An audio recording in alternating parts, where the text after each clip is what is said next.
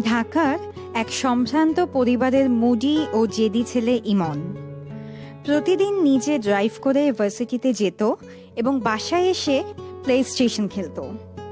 একদিন ঝুম বৃষ্টিতে ও গাড়ি নিয়ে বের হয়েছে।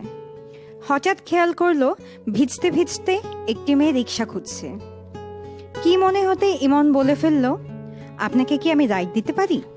এই বৃষ্টিতে রিক্সা পাবেন না। মেয়েটি অবাক হয়ে তাকালো, তারপর কিছু না বলে গাড়িতে উঠে বসে শান্ত গলায় বলল, আমার বাসা গ্রিন রোড। দুজনের মাঝে আর কোনো কথা হলো না। বাসায় ফিরে গিয়ে প্লে স্টেশন নিয়ে বসে পড়ল ইমন।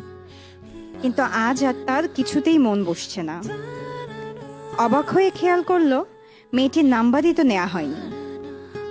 পরের দিন কিছুটা আগে বাসা থেকে বের হয়ে ও দাঁড়িয়ে থাকলো মেয়েটার বাসার সামনে। এভাবে কিসের যেন এক নেশায় ইমন অপেক্ষা করতে শুরু করলো রোজির জন্য।